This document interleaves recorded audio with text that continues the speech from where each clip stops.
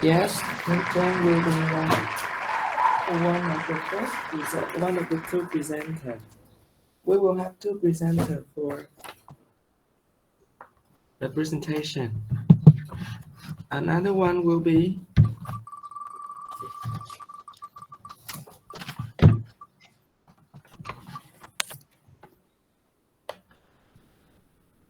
okay. Yến will be the another It's presenter. Ngọc Diễm. No, it's Ngọc Ngọc Diễm. Diễm. Ngọc Yeah. Yến. Ngọc Diễm. Is it? Ngọc Diễm. Diễm. Ngọc Diễm. Not Yến. Yeah. Okay, Ngọc Diễm đến. Now the facilitator.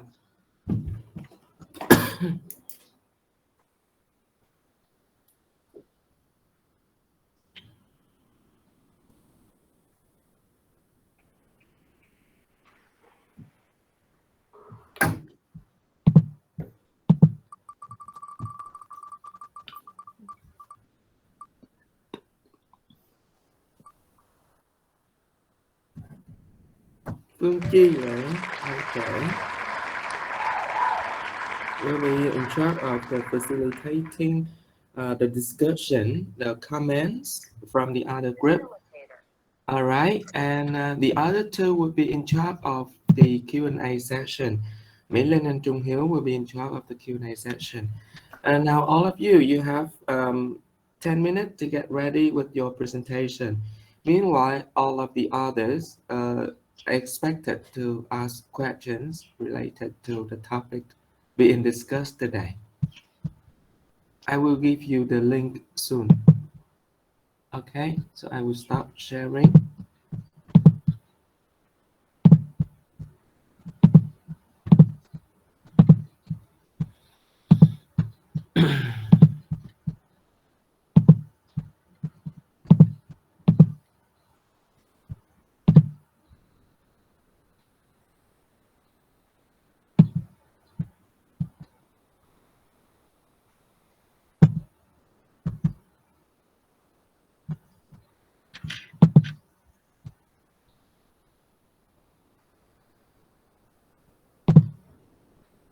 The question form, I'm sorry, both the comment form and the QA form there, and you can start asking the question now, typing your question there.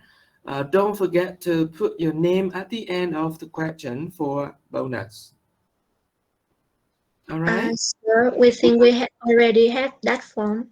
Already, right? So Yeah. now, but did you have any question typed there? Yeah, already. Already? Oh, let me check. I just copied the link. I did not. All right. Where?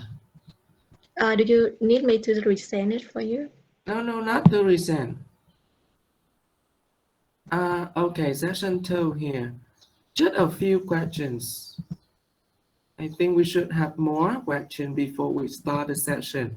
So I give you 5 minutes more for your questions, everyone. So you can see group 5 don't have any question yet.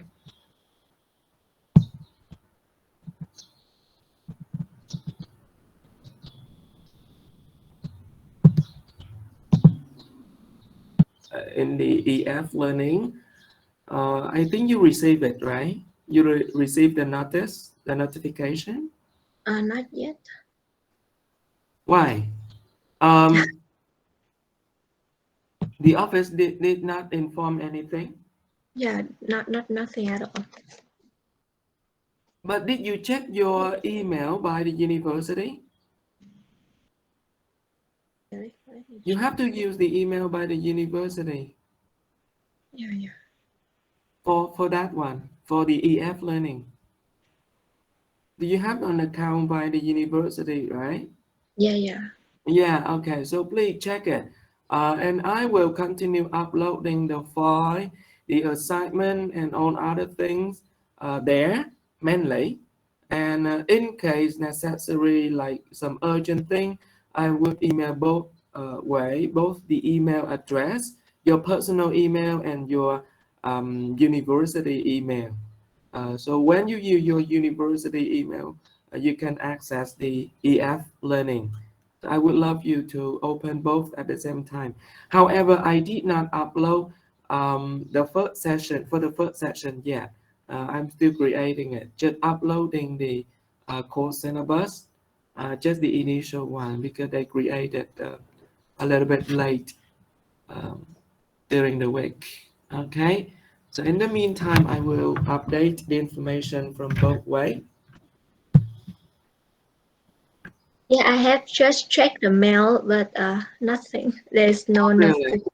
Yeah. Can you go to the EF Learning and you use your email address? Let me check. Have you ever have you ever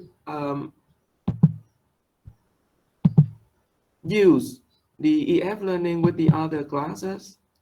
Not yet. With the other professor? None?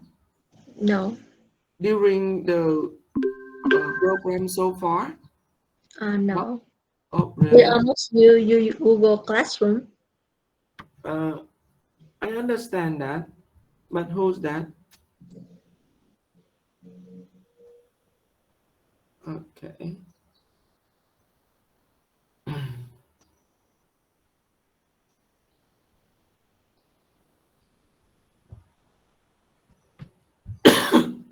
Sorry. So this is more or less like Google Classroom, but in fact it's much more convenient for the faculty to manage the classes. Okay. So please try to use those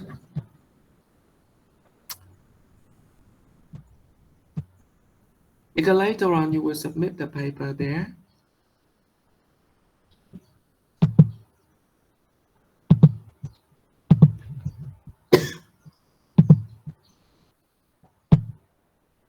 Mhm. Any other questions? Group 6? Well, I saw some question by group 6, but then we have no question left by group 6. Oh, do we have group 6? I'm sorry. No, only 5 group. Don't we only five. Yeah, I'm sorry. Yeah, we have only 5 group. Okay. All right. Now you can start with your presentation, please. Group number 1. Okay, so good afternoon, Dr. Dũng and everyone. Uh, Welcome to our group presentation. Our topic today is about managing curriculum development and innovation. And we are from group number 1 about the content. Our presentation mainly have 4 parts about the curriculum development, curricular innovation, evaluation, and application. So let's move to the first part of curriculum development. So Ms. Kim, are you ready? Yes. Can you hear me? Yeah, clearly. Yes. Uh, Hello, Dr. Dũng and everyone. I'm Ngọc Diễm, and I will be in charge of part one, two, and three of our presentation today. Now, let's start with the first one, curriculum development. Curriculum refers to a course of study or the content of a particular course or program, and curriculum studies refers to the study of the goals, the content, implementation, and evaluation of an educational system. According to Richard in 2013, curriculum development in language teaching can start from input, process, or output, and each starting point reflects different assumptions about both the means and ends of teaching and learning, and this leads to three different designs of curriculum: forward, central, and backward design. Forward design means developing a curriculum through moving from input to process and to output, while central design means starting with a process and deriving input and output from classroom methodology. And backward design, as the name implies, start from output and then deal with issues relating to process and input. Next part is a skill-based situational curriculum model. There, There are five components in this model. The number one is analyze the situation, the process of examining factors that exist in the environment and society where the curriculum is going to be implemented. This involves careful observation and analysis of the situation or environment. There are two factors here, internal factors and external factors. Internal factors include students and their attributes, teachers and their knowledge, skills, interests, school assets and political structures, material resources, while external factors is ideological shifts, parental and community expectation, the changing the changing nature of subject disciplines, and the potential contribution of teachers support systems such as college and university. And number two is goal formulation. Such goals are derived from the situational analysis only in the sense that they represent decisions to modify that situation in certain respects or assign a decision-making role to teachers, senior staff, and principals. The next component is program building, comprised for the selection of subject matter for learning, the sequencing of teaching learning episodes, the deployment of staff, and the choice of supplementary materials. Number four, complement a interpretation and implementation, where practical problems involved in the introduction of a modified curriculum are anticipated and then hopefully overcome as the installation process. The last component is evaluation, perceive the roles of teacher in the evaluation phase to ensure reconstruction involves a much wider concept of evaluation than determining to what extent a curriculum meets its objectives. Tasks include providing ongoing assessment of progress in the light of classroom experience, assessing a wide range of outcomes, and keeping adequate records based on response from a variety of participants. Next part is in curricular innovation. We move to definition of curricular innovation. Markey in 1997 has defined curricular innovation as a managed process of development whose principal products are teaching and or testing materials, methodological skills, and pedagogical values that are perceived as new by potential adopters. So, we must not adopt innovations just because they are new. We must also recognize that influence in part by the roles participants play in the social system, potential adopters will perceive some innovations as bad, threatening, or unwarranted. And so, who adopt the innovation? Teachers are key players in any language teaching innovation. However, many other individuals also have a stake in the innovation process. Lamprey and Frank in 1980 suggest that stakeholders relate to each other as adopters or resistors, implementers, clients, suppliers, and entrepreneurs. For example, in the roles of stakeholders in a British cultural materials development project in Tunisia show that adopters are Ministry of Education officials, deans, heads of departments, and other administrators, while suppliers are curriculum and materials designers, and teachers in the role of implementers, clients are the students, and entrepreneurs are the change agents. Uh, in the implementing part, there are two different perspectives of innovations. I mean, a macro level, which see innovation as concerning fundamental aspects of the organization, and micro level, which looks at innovation as being concerned with one element within a broader context. And NICO in 1983, started in YTO in 1991, noted that there are a number of problems associated with innovation. They involve changes in teaching attitudes and practice, lead to an increase in teachers' workloads, and be an economic cost in terms of time and funds. So, what will characterize successful management under these circumstances is maintaining in balance three sets of needs and functions: task, group, and individual. And there are five factors in innovation, uh, include antecedent conditions, characteristics of the innovation, the source system, the intended user system, and number five is internal elemental This means the relationship among the various elements. And we also have transition management to control the innovation process. And it's important to identify the key individual group, uh, force, individuals, groups, force, or system um, that could influence the change either positively or negatively. And innovation don't just happen; they are or they should be planned.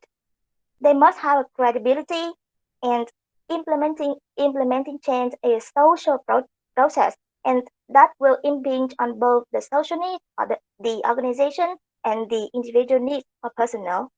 And what will be needed in transition management, they are uh, a manage structure, communication skills, and time to plan and act.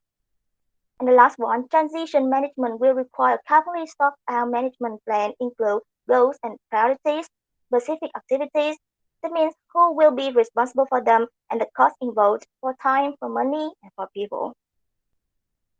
Next part is evaluation. An evaluation will be a way of building upon successes achieved and avoiding problems in the future. Bell in 1982 has devised a useful series of questions at the basic for planning evaluation, and 11, 11 questions here it started in the material of YTO in 1991 in page 191.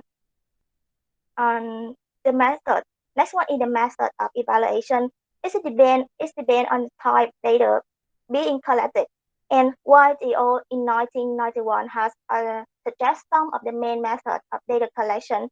In I think because of the time limitation, so our groups about that you can see the 11 questions here and some main evaluation methods in your book. Yes. Now, we move to conclusion that the implementation of an innovation may be only the beginning of a process of adaptation, adjustment, and refinement, and the innovation may require continuing support before it becomes institu, institu, let me see, sorry, institutionalized as part of the routines of the organization. And that brings me to the end of the first part. Now we move to the application with Miss Chang. Okay, thank you for listening. Thank you so much for Miss Jim for your sharing. And now I will continue our last part for today, the application.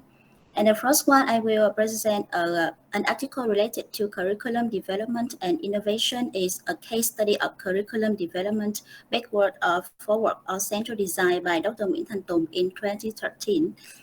This case study was conducted to examine a curriculum to find out whether it is coherent in terms of its main components, objectives, syllabus, methodology, and evaluation by answering two research questions. The first one is the design of the curriculum under investigation backward, and the second one, to what extent are the main components of the curriculum, which mean syllabus, methodology, and evaluation constructively aligned to achieve the program learning outcomes. And the objective of this case study is the English language curriculum of the Faculty of Foreign Languages of a university in a province in Vietnam. And after the research based on restructuring theory in 2013 and the data analysis, the author came to the findings that although the curriculum was claimed to be of a backward design with learning outcomes and program objectives, it somehow turned out to follow a forward one with more focus on knowledge transfer and competency development. And in particular, for the second research questions, as the program learning objectives were still written according to knowledge transmission, it was not constructively aligned with the three main components of syllabus, methodology, and evaluation. The syllabi were mainly based on the experience of the experts in the field or syllabus designer, while the innovation of the methodology was directed by the university with a shift of focus on the from the lecturer to learners was still integrated richly. And the last one, the evaluation of student learning was generally claimed to be criterion reference only without any elaboration for each syllabus. And also the author come to the conclusion that although the developer of the curriculum claimed it to be one of the backward design with the focus on student learning outcomes, it turned out to be mainly of a conventional forward design with content-based orientation. And as the objectives of the curriculum were constructed in terms of knowledge, skills, and competencies of autonomy and responsibility, the three main components of syllabus, methodology, and evaluation lack constructive alignment, especially with the first two of knowledge and skills. And the second article our have researched is the case study of teacher implementation of curriculum innovation in English language teaching in Turkish primary education, written by Kiyok Y in 2008.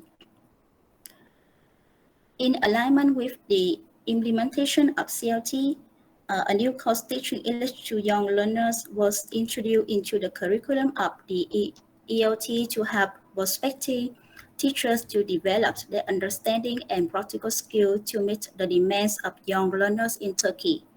Although the adoption of the communicative approach by Turkey and many other countries have been whispered, several difficulties experienced by local non-native speaker English teacher when trying to implement unfamiliar classroom practices have caused a gap between the official period and the actual classroom practices of teachers.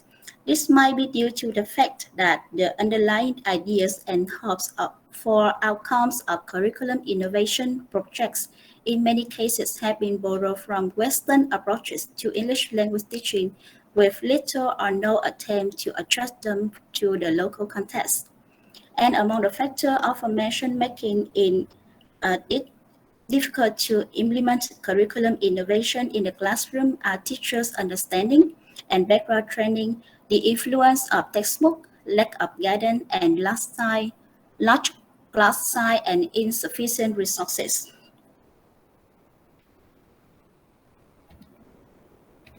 And also there are two factors having particular importance to the adoption of CLT of foreign origin are teachers' understanding of an innovation and teacher training. A suggestion by Kellis is that if teachers are to implement an innovation successfully, it's important that they understand both the theoretical principles and the classroom application of the proposed change. He claimed that classroom applications are more essential, especially in contexts where teachers are not well trained and or lack sound knowledge of innovation. And regarding the context of curriculum innovation, a change in teacher beliefs and understanding is an essential part of any educational innovation. And here we can see that the role of teachers in the process of curriculum is of the great importance. And the same person may play several different social roles in practice, consecutively or concurrently. And while I want to emphasize that the significance in the way in which innovation are perceived by all of those involved with them, and also later Markey stated that teachers are key players in all language teaching innovations. And a change in teacher beliefs and understanding is an important part of any educational innovation. And we can see that here we have three components. The first one, teachers' teaching behavior. The second one, teachers' beliefs and understandings. And the last one, teacher training and support.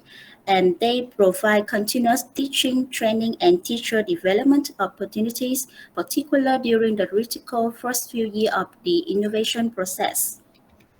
And also why I want to point out that to be practical, an innovation needs to be able to fit into the existing school system.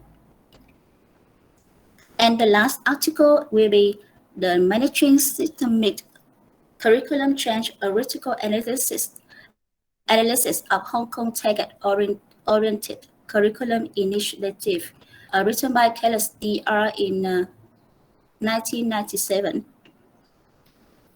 As you know that the Education Commission, the main Hong Kong educational policy body, in its report number 4, proposed the development of a framework of attainment targets and related assessments to be introduced mainly in Hong Kong primary school in the subject of mathematics, English, and Chinese.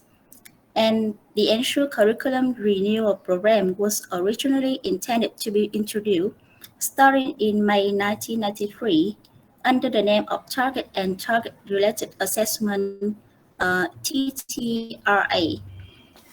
However, it had to be postponed following a number of criticisms leveled against it, such as complexity, impracticability, and insufficient teacher training.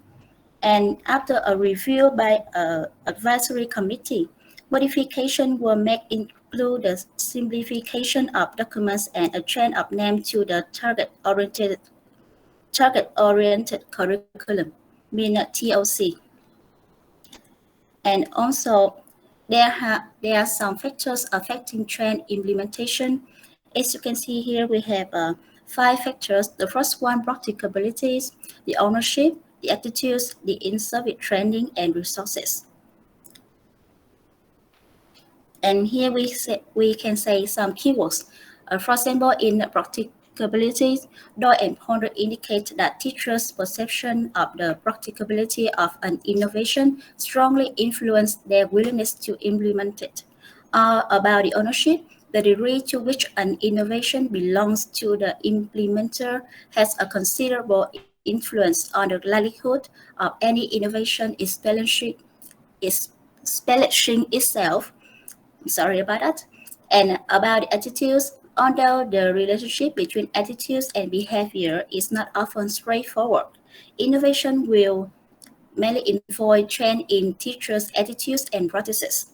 According to Nico in 1983, and in-service training is an essential preparation for the new curriculum. As you know, teachers need to be retrained with new skill and knowledge, particularly when the required methodology is highly different from the existing one. For example, so from the DM method to the CLT method. And the last one, resources. Innovations obviously require an adequate human and material resources in order to be implemented successfully. And here we can see in Hong Kong Primary School context, they are by seasonal schedule and they have around 40 pupils with a non-graded procession. And here we can see the change in TOC. For example, about the practicality, Doyle and Ponder suggest 3 criteria for deciding whether an innovation will appear to teachers as practical. And ownership, one important element of ownership should be a feeling that teachers play a part in policy-making decisions. About the teacher attitudes, the slowdown in the implementation was a considerable relief to teachers. And in service training, we have experiencing in the innovation, reflecting on its impact, adapting it into one teacher context, and evaluating it in light of experience. And about the resources, it needs to be sufficiently resourced. And that's the end of our presentation today. Thank you for your listening.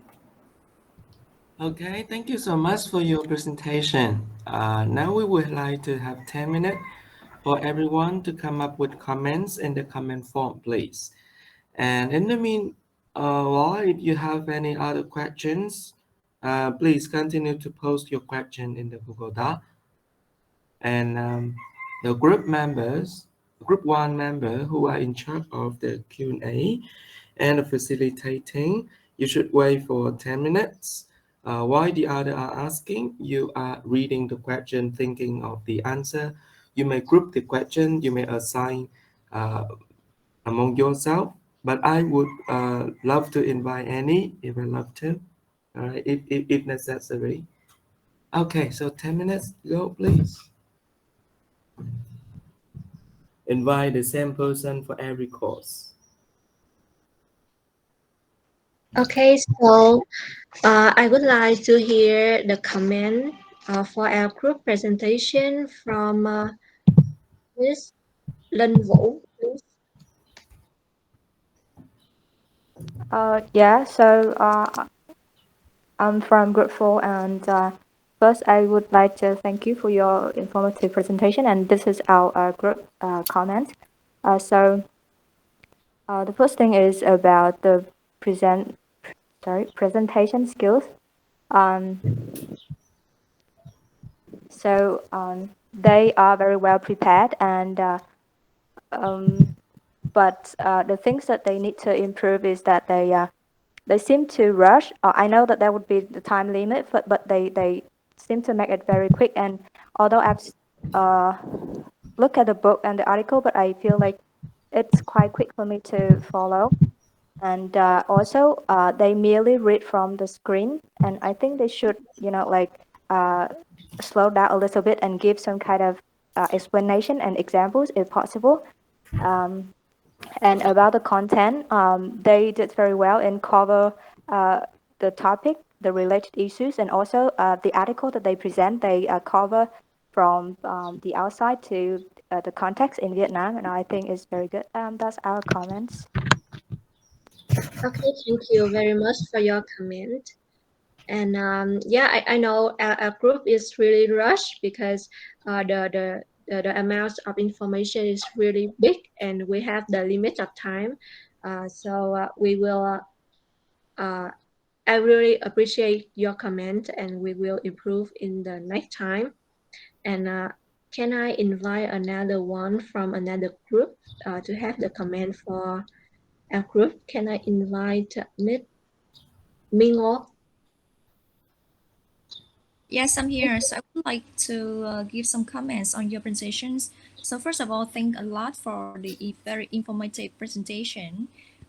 And actually, the speakers are very well prepared and they have clear voice as well as pronunciation, although they still mispronounce some words, but it's not a big problem.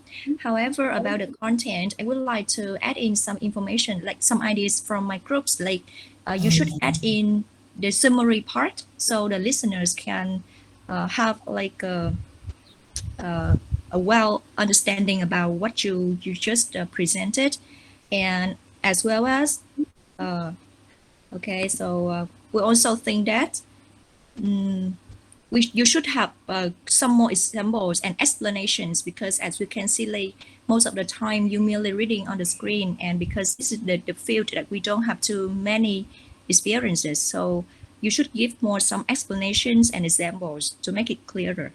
And that's all about our ideas. Thanks a lot. Okay, thank you. In case you need more explanation, please pose the question and we will explain it more. And thank you a lot for your comment. And I want to listen to one more. Can I listen to Miss Hoài Tâm? Yes, first I would like to say thank you for your presentation about the strengths. The presenters deliver information with great fluency and the presentation is well prepared. However, there are some improvement that I suggest that sometimes presenters speak a bit fast, so it's hard to keep up with the ideas. And about the application part, it just present the article, the two articles, but not really provide the application related to the management.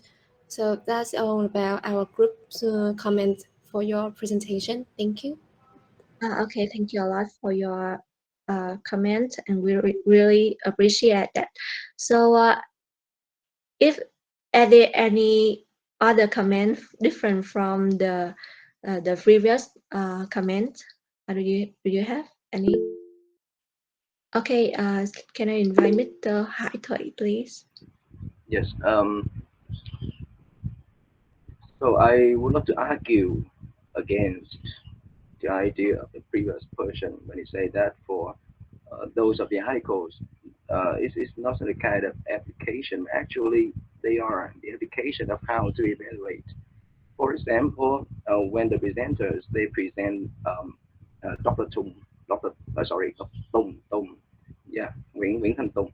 So this is a way how he, evaluate a curriculum, and I think this paper is really valuable. Yes, so I would like to argue against this idea. Yes, thank you. Thank you a lot. Yes, thank you, Mr. Thủy, and I totally agree with Mr. Thủy. Idea is that what I just want to say because in our group opinion that it's okay when we talk about application from our perspective, but I think it is better when we review some article, um, some research that have been studied by another researcher, and there is also the discussion or the result or the findings, and that's that. I think our group think that that's better. Thank you, Miss Tam and Mr. Thủy. Okay, so I think we move to the Q&A part. Miss Jane, can I share my screen?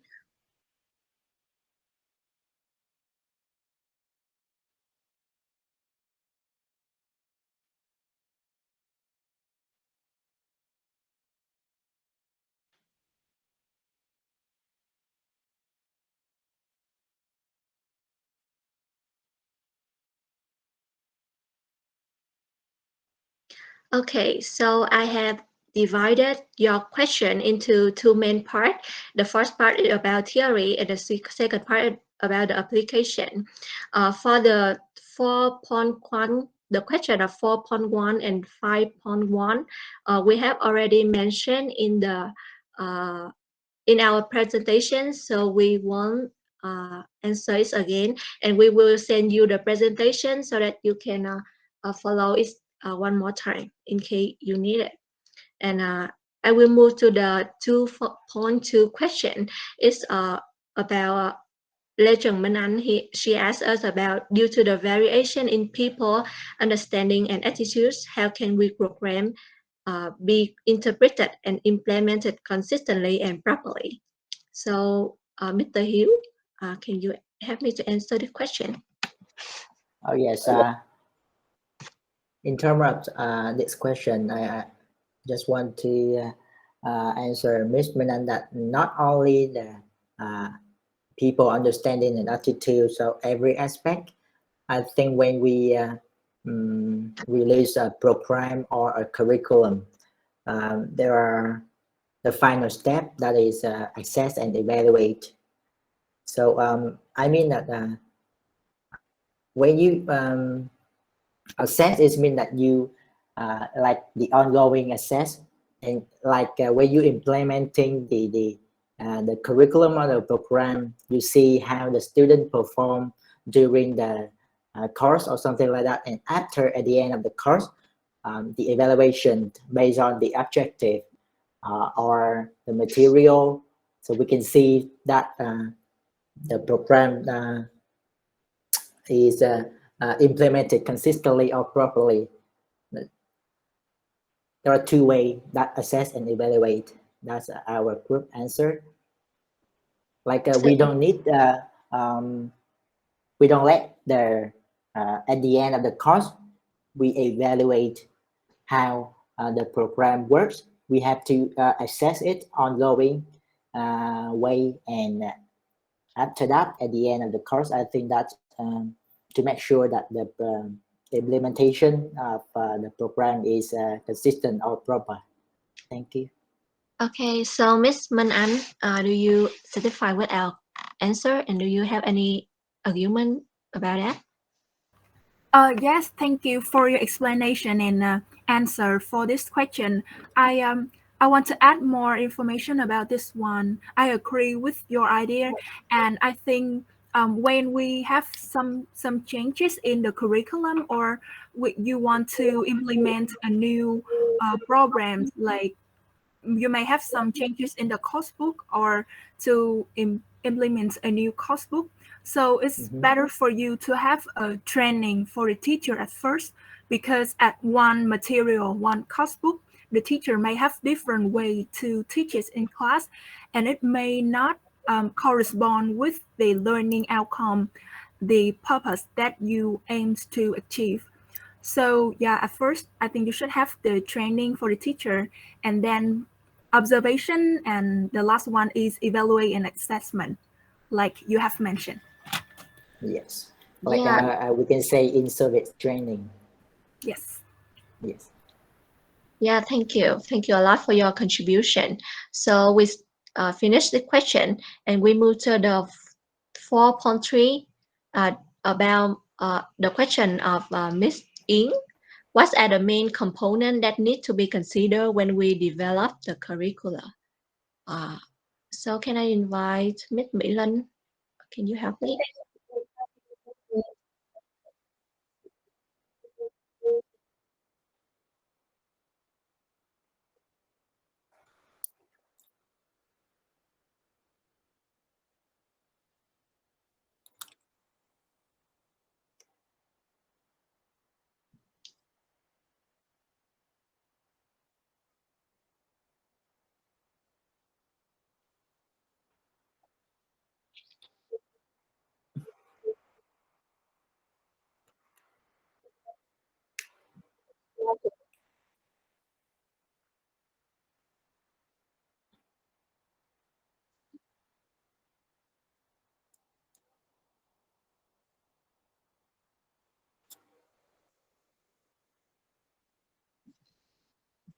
Yes, Miss Ying. Yeah, thank you so much for your information. Okay, so we move to the 2.1. What will be needed in transition management for the implementation of innovation? The question of Miss Dương Thị Mỹ Lân. So Miss Đỗ Thị Mỹ Lân, can you again answer the question?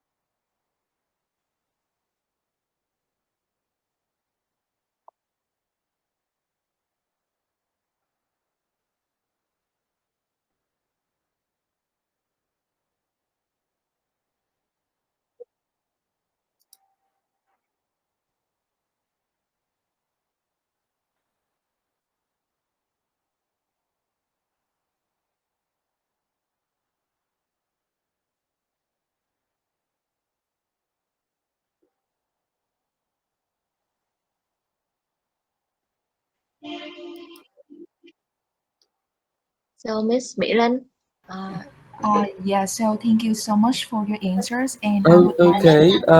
Yeah, so later on in my lecture now, I will continue sharing with you some more idea regarding the components of a curricula or a curriculum. Okay, so later on.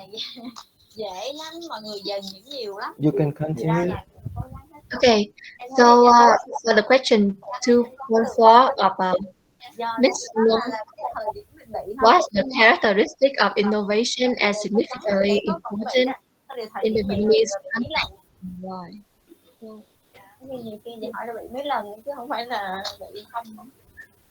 Mr. Dũng, can you please?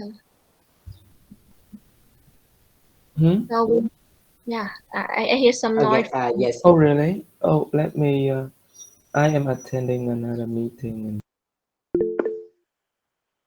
Yeah.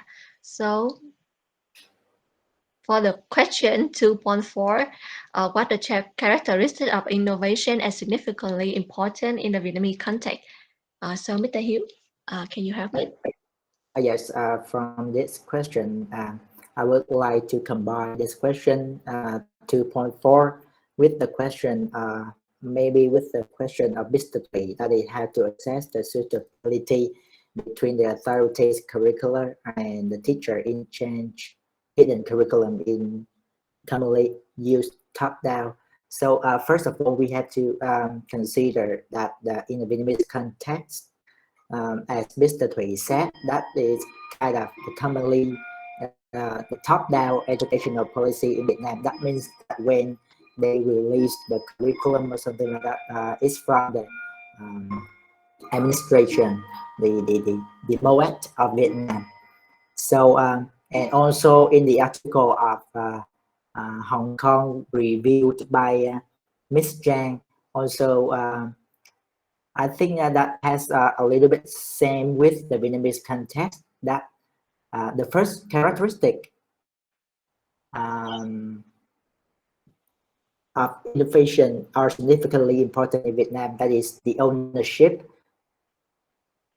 that we have to let the teacher, especially that's the person who implement the curriculum, the feel of they can share the experience, they own that curriculum to apply that into their own context. The next one, I think that is the practicality, because as Doe and Ponder 1977 indicate that the teacher perception of practicality of the innovation strongly influence their willingness to implement it. So a major element of practicality is the extent to which the innovation is compatible with existing classroom practices, and reforms which require radical changes to teacher behavior are likely to be labeled as impractical by teacher, irrespective of their objective merits. So I think two things that is about the practicality and the feeling the feeling of ownership of the teacher is the important characteristic. Okay, so Mr. Thủy, I think you have something to say, right? Yeah, sure. Thank you very much for your answers. Now, firstly, we need to be clear about the term top-down educational policy. We talk about the power. Yes. And we talk about the empowerment. Especially in the context of Vietnam, the curriculum is designed by the authority. And the teacher in charge, they are at the micro level in the real teaching, in the real classroom. They have no power to change it. However, the teachers, when they come to class, they have their role in curriculum. So maybe the mismatch between the curriculum from the authority and the curriculum from the teacher. So who is the decision maker in the classroom? That's the teachers, not the authority. And it's the fact. So in my opinion, I think the suitability, this is the most important criteria. However, given the reality that the authority, they do not, get the notion, get the comments from the teachers. They don't listen to teachers' voices. Yes, and that's one of the factors. Yes, and one more, the main causes, according to my own observations and experiences. Yes, yes. In your presentation, you present an empirical study, but in different contexts. They claim for the factors by teachers, because the teacher don't understand. I don't agree with that. I don't agree with that. Yeah. Yes. Thank you. That's my idea. Thank you. So, yeah. So what do you want to say? You don't agree?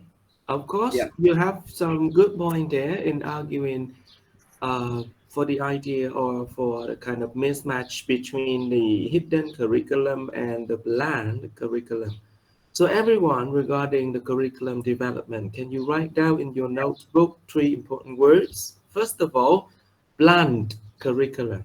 Planned curriculum. Second, taught curriculum. And then learned curriculum. For the taught and learn curriculum, we call them as hidden curriculum. The hidden curriculum differ from the blank curriculum or the designed curriculum. So when we say top-down curriculum, what do you want to say? You are talking about high school, or are you talking about university education?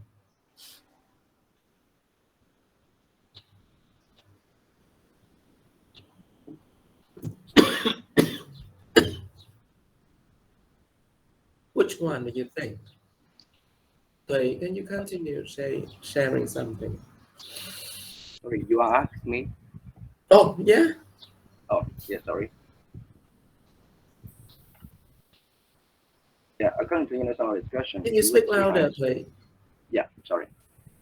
Can you hear me clearly now? All right. Yes. When I speak to some of the high school teachers, and they said to me, so they just received the curriculum. They have no right to contribute their voices. And in the context of a higher education, so where I am teaching now at a college of economics, so we are a lecturer. We just received the curriculum. We have no voices, in discussing. So what is good? What you should omit? What you should add? And do you think that what you want to admit is always good? Sorry?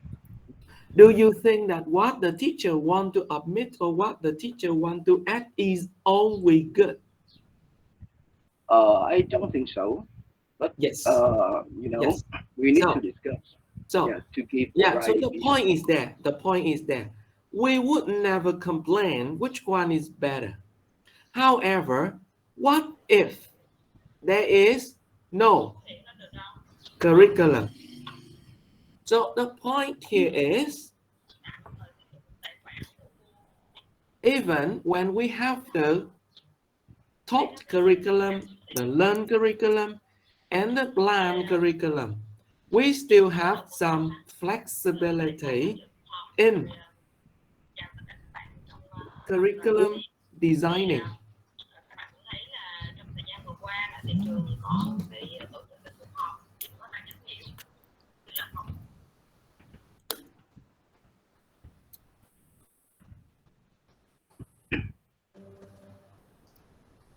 I'm sorry, I have to turn it off because it's another meeting going on. So I'm listening, but I'm speaking something else. Now I get back to this one. When we understand about curriculum designing, we always see the flexibility of curriculum designing, and there are different aspects of curriculum designing. We know that when the MOAT, now we have two different things. First of all, for the high school, for the high schooling,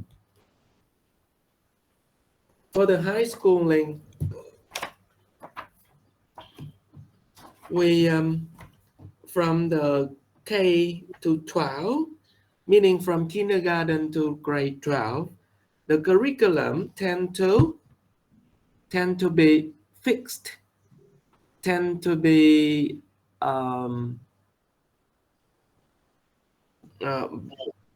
promulgated in a very fixed way throughout the whole country. However, what the ministry issue tend to be a kind of general framework. And it doesn't mean that we cannot change anything, but it seems that we do not want to change. But I do agree that it tend to be that the K to 12 curriculum tend to be very or more fixed than the one from university. So it tends to be less flexible and more rigid. However, they do revise the curriculum maybe every 2 years or every 5 years. So that is what the formal schooling, or we can say the general education, chúng ta gọi là giáo dục phổ thông.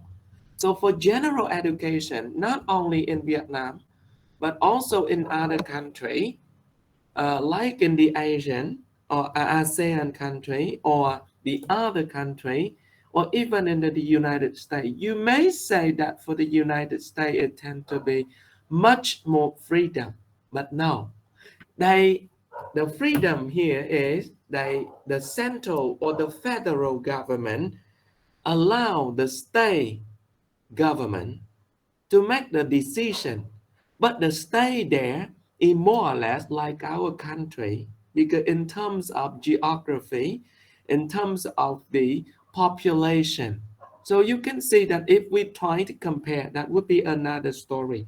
So the idea of centralization and decentralization is just a kind of notion. It doesn't mean that in the United States is always decentralized.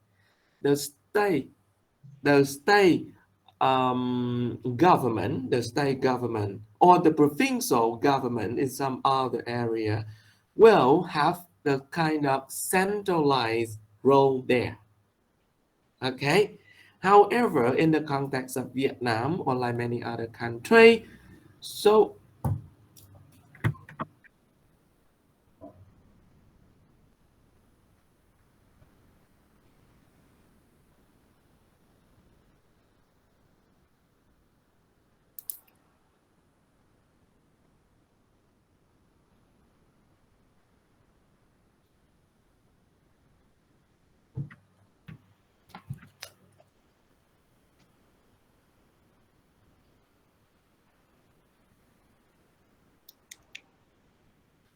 let me continue. I'm sorry, just because the president introduced me, so I just stopped talking first. All right, now let me continue. Because when we compare in that way, we can see that the flexibility is just an in a way to understand. It doesn't mean that it's always flexible. There should be something that you linger on. I use the word linger on. In fact, that is you depend on, you base on, so that you can carry down within the province, or the provincial area or a city. Nó có một cái chương trình khung, xong chúng ta phải bám víu vào nó để chúng ta triển khai. Chi vậy các bạn? We have to confirm the conformity. We have to confirm the consistency of the curriculum across the area, across the country. So that requires the kind of stable. I do not use the fixedness, but the stability of the curriculum within some certain framework of time. Right? Trong một khoảng thời gian nào đó, 5 năm hay 3 năm là nó phải cố định. Cố định đấy chứ, để giúp cho người học biết được rằng em sẽ tốt nghiệp như thế nào. Em sẽ không có bị thay đổi đề cương hay chương trình như thế nào. Right? So now, I do agree with Thủy and many of your classmates here is the success of the class all depend on the teachers. So meaning that is the implementation or the actual curriculum, which we call the taught curriculum. But whatever the teacher teach in the class is learned by the student or not, that is what we don't know. In the subject called language assessment, you know and you have learned a lot about how to motivate the learner through assessment. I don't know about the other who have taught you the course on language assessment. I think Dr. Tung taught you that one, right? Or the Miss Yes. Thum or Dr. Thum? Dr. Language Tom. assessment. Dr. Tung. Dr. Tung. So we have three important words. Assessing of learning. So you know now, please. Assessing of learning, assessing for learning, and assessing as learning. So there are three important words. If he already shared, that's fine. If not, then you note down again. When we assess what the student have learned. That is assessment or assessing of learning. But when we assess in a way that motivate the learner will learn, that is assessing for learning. Alo em, thầy đang học 2-3 thứ. Có gì chiều tối gọi lại xíu nha.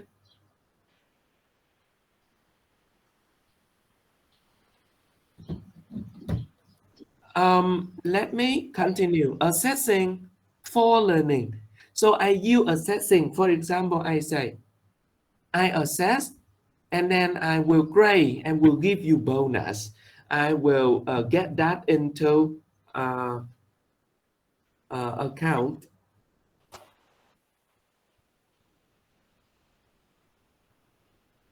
And then you can say that if so, then we can consider assessment for learning.